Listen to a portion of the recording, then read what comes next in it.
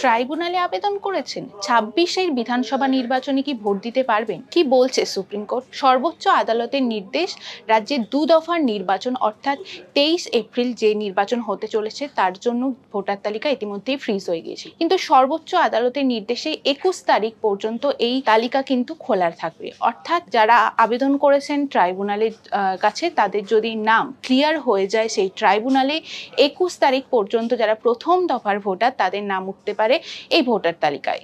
দ্বিতীয় দফার ক্ষেত্রে এই তারিখটা ২৭ তারিখ, অর্থাৎ ২৭ তারিখ পর্যন্ত তাদের নাম কিন্তু ভোটার তালিকায় উঠতে পারে। অর্থাৎ এখনো পর্যন্ত যারা ট্রাইব্যুনালে আবেদন করেছেন, যাদের নাম বিবেচনাধীন, তাদের নাম তোলার তাদের কাছে একটা বড় সুযোগ কিন্তু রয়েছে।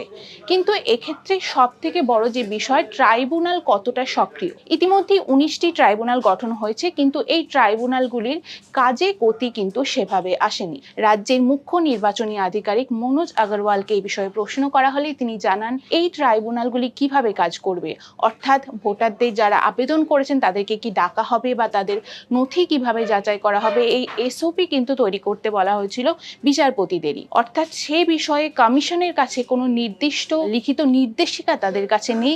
বিচারপতিরা কি এসওপি তৈরি করেছে তার আপডেটও কিন্তু এখনো পর্যন্ত তাদের কাছে এসে পৌঁছয়নি। যেই নামগুলি ক্লিয়ার হবে তাদের কাছে সেই নামগুলি আসার পর নির্দিষ্ট সফটওয়্যারের মাধ্যমে তা আপডেট করে দেওয়া হবে। যে নির্দিষ্ট ডিও আছে তারা কিন্তু সেই ভোটারদের নামগুলি তুলতে পারবেন।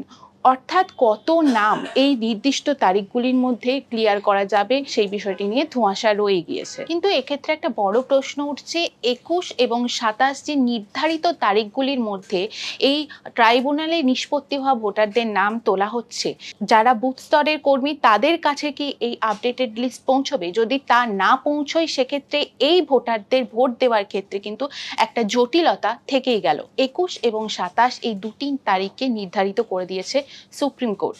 কিন্তু এই সময়ের মধ্যে ট্রাইব্যুনালে যে সমস্ত নামের নিষ্পত্তি হচ্ছে এবং যারা যোগ্য ভোটার বলে বিবেচিত হচ্ছেন তাদের নাম কি বুথ স্তরের কর্মীদের কাছে পৌঁছবে? কমিশন জানাচ্ছে তাদের কাছে নির্দিষ্ট সফটওয়্যার রয়েছে যার মাধ্যমে এই নামগুলি সংযোজিত করা হবে ভোটার তালিকায়। কিন্তু তার হার্ড কপি কি গিয়ে পৌঁছবে সেই বুথ স্তরের কর্মীদের কাছে, তা নিয়ে কিন্তু জটিলতা থেকেই গেল।